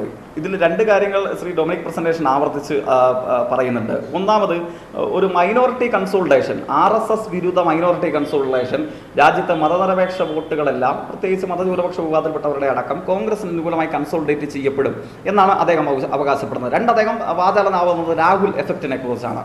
ഈ രണ്ട് വാദങ്ങൾക്കും നിർഭാഗ്യവശാൽ ശ്രീ ശരത്, ഈ രണ്ട് വാദങ്ങൾക്കും ചരിത്രത്തിൽ ഉദാഹരണങ്ങളില്ല എന്നെനിക്ക് നിങ്ങൾക്കും അറിയാം. കാരണം RSS മുഖ്യ എതിരാളിയായി വന്ന രാഷ്ട്രീയ അനുഭവങ്ങളുടെ ചരിത്രം പരിശോധിച്ച് നോക്കിക്കോ. ഒന്നാം UPA അധികാരത്തിൽ വരുന്നതിന്റെ എന്തായിരുന്നു പ്രീ ഹിസ്റ്ററി എന്തായിരുന്നു നമ്മുടെ നാടിനറിയാം. ഇതേപോലെ തന്നെയായിരുന്നു. രണ്ടാമതും ഇന്ത്യ ഷൈനിങ് ക്യാമ്പയിൻ ഉയർത്തിക്കൊണ്ട് വന്നിട്ടാണ് ഉപപ്രധാനമന്ത്രി LK അദ്വാനിയും അതേപോലെ പ്രധാനമന്ത്രി അടൽ ബിഹാരി വാജ്പേയിയും വോട്ട് നേടിയത്. ഭൂരിപക്ഷം സർവേകളും ഇനി BJP എന്ന് പ്രഖ്യാപിച്ചു. പക്ഷേ കേരളം എങ്ങനെയാ പ്രതികരിച്ചത്? കേരളത്തിലെ മതന്യൂനപക്ഷങ്ങൾ മാത്രമല്ല, മതനിരപേക്ഷ ചേരി ഒന്നടങ്കം ഒരൊറ്റ കെട്ടോടുകൂടെ ഈ കേരളത്തിന്റെ ചരിത്രത്തിൽ ആദ്യമായി ഇന്ത്യൻ പാർലമെന്റിലേക്ക് കോൺഗ്രസിന്റെ ഒരൊറ്റ പ്രതിനിധിയെ പോലും അയക്കാതെ കോൺഗ്രസിന്റെ പാനലിൽ മത്സരിച്ച മുഴുവൻ ആളുകളെയും തോൽപ്പിച്ച് വർഗീയതയ്ക്കെതിരെയുള്ള പോരാട്ടത്തിൽ ഇടതുപക്ഷമാണ് സത്യസന്ധതയുള്ളത്, ഇടതുപക്ഷത്തിലാണ് വിശ്വാസ്യതയുള്ളത് എന്ന് പ്രഖ്യാപിച്ചുകൊണ്ടാണ് ഒന്നാം UPയുടെ കാലയളവിൽ കേരളം പ്രതികരിച്ചത്. അത് ആ പ്രതികരണം വെറുതെ ആയിരുന്നില്ല. അത് ഫാക്ച്വലായ തെളിവുകളുടെ, മുൻകാല അനുഭവങ്ങളുടെ, ചരിത്രത്തിന്റെ അടിസ്ഥാനത്തിലായിരുന്നു.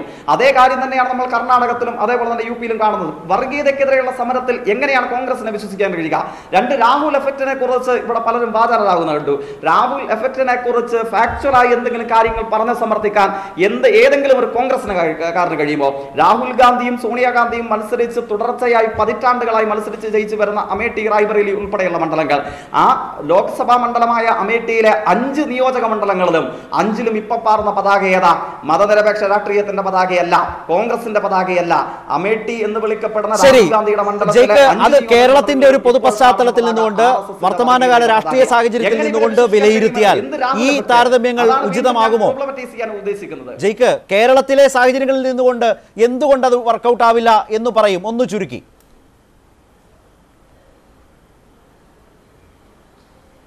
അല്ല, ഞാൻ അതിലേക്ക് തന്നെയാണ് ചേർത്ത് പറഞ്ഞത്. ഈ ഉത്തരേന്ത്യയിൽ കോൺഗ്രസിന്റെ നല്ല ഫലഭൂയിഷ്ടികളുടെ മണ്ണിൽ വിളയാത്ത എന്ത് രാഹുൽ എഫക്റ്റ് ആണ് ഈ കേരളത്തിൽ ഉണ്ടാകാൻ പോകുന്നത്? വർഗീയതയ്ക്കെതിരെ ഇപ്പോൾ സജീവൻ ഉൾപ്പെടെയുള്ള ആദരണീയരായ രാഷ്ട്രീയ നിരീക്ഷകർ, മാധ്യമ പ്രവർത്തകർ ഇവിടെ സൂചിപ്പിച്ചു. വർഗീയതയ്ക്കെതിരെയുള്ള എല്ലാ സമരഘട്ടങ്ങളിലും കേരളം ആദ്യം ഓപ്റ്റ് ചെയ്തിട്ടുള്ളത്, കേരളം സംശയരഹിതം ഞങ്ങൾക്ക് വിശ്വാസം അർപ്പിച്ചിട്ടുള്ളത് അത് ഇടതുപക്ഷത്തിലാണ്. അത് ചെങ്ങന്നൂർ ഉപതെരഞ്ഞെടുപ്പിലാവട്ടെ, അടൽ ബിഹാരി വാജ്പേയി മന്ത്രിസഭ അനന്തരമുള്ള ലോക്സഭാ തെരഞ്ഞെടുപ്പിലാകട്ടെ, എല്ലാ നിർണായകമായ ഘട്ടങ്ങളിലും അത് ഇടതുപക്ഷത്തിലായിരുന്നു പിന്തുണ അർപ്പിച്ചത്. EMS മത്സരിച്ചപ്പോൾ, വടകര മോഡൽ ഉണ്ടായപ്പോൾ, കോലിബി സഖ്യം വന്നപ്പോൾ, എല്ലാ ചരിത്രഘട്ടങ്ങളിലും ചരിത്രത്തിലെ ഉദാഹരണങ്ങൾ വിളിച്ചു പറയുന്നത് ഞങ്ങൾക്ക് മതനിരപേക്ഷ ചേരിക്ക് വിശ്വാസം ഇടതുപക്ഷത്തിലാണ്, കോൺഗ്രസിലല്ല എന്നതാണ്. റൈറ്റ്, തീർച്ചയായും ഇപ്പോൾ ജയിക്കായാലും ഇടതുപക്ഷമായാലും വിശേഷിച്ച് CPM നേതാക്കളും ചരിത്ര വിജയങ്ങളെ ഉയർത്തിക്കാട്ടിയാണ് 2004 സമാനമായ വിജയങ്ങൾ അടക്കം കേരളത്തിൽ സൃഷ്ടിക്കും രാഹുൽ ഗാന്ധിയുടെ സ്ഥാനാർത്ഥിത്വം വന്നാൽ പോലും എന്ന നിലപാട്. പക്ഷേ അയവില്ലാത്ത വിമർശനം തുടരുകയാണ്. പക്ഷേ രാഹുലിൻ്റെ സ്ഥാനാർത്ഥിത്വം സൃഷ്ടിക്കാവുന്ന വലിയ ചലനങ്ങളിലാണ് UDFൻ്റെ ഏറ്റവും പ്രധാനപ്പെട്ട ശ്രദ്ധ. അത്തരം സാധ്യതകളുണ്ട് എന്ന നിരീക്ഷണങ്ങളും വളരെ ശക്തവുമാണ്. രാഹുൽ ഗാന്ധി മതേതര ബദൽ സാധ്യത ഇല്ലാതാക്കും വിധമാണോ വയനാട്ടിലെ സ്ഥാനാർത്ഥിത്വത്തിലൂടെ സൃഷ്ടിച്ചിരിക്കുന്നത് എന്ന ചോദ്യമുണ്ട്. വളരെ നല്ല പ്രതികരണമാണ്, ആളുകളിൽ നിന്ന് ശക്തമായ പ്രതികരണമാണ് വന്നിട്ടുള്ളത്. സാധ്യത ഇല്ലാതാക്കിയോ എന്നതിൽ അങ്ങനെ വിശ്വസിക്കുന്ന 49% ആളുകൾ, എന്നാൽ അങ്ങനെ കാണേണ്ടതില്ല വയനാട്ടിലെ രാഹുൽ ഗാന്ധിയുടെ സ്ഥാനാർത്ഥിത്വം എന്ന് കരുതുന്ന 51% ആളുകൾ. ഏതായാലും ദേശീയ ശ്രദ്ധ ആകർഷിക്കുകയാണ് വയനാട്ടിലെ രാഹുൽ ഗാന്ധിയുടെ സ്ഥാനാർത്ഥിത്വം. ദേശീയ രാഷ്ട്രീയ പ്രശ്നങ്ങൾ ഉയർത്തി കേരളത്തിൻ്റെ പ്രചരണ രംഗം ശക്തമായി ഈ വിഷയത്തെ മുന്നോട്ട് കൊണ്ടുപോകുന്നതിൻ്റെ സൂചനകളാണ് ഇന്ന് കണ്ടത്. വളരെയധികം നന്ദി Shri Dominic presentation, Shri Jake C Thomas, Shri Sajeevan, advocate Jaishankar ഞങ്ങളുമായി സഹകരിച്ചതിന്. പ്രൈം ഡിബേറ്റ് അവസാനിക്കുന്നു. നമസ്കാരം.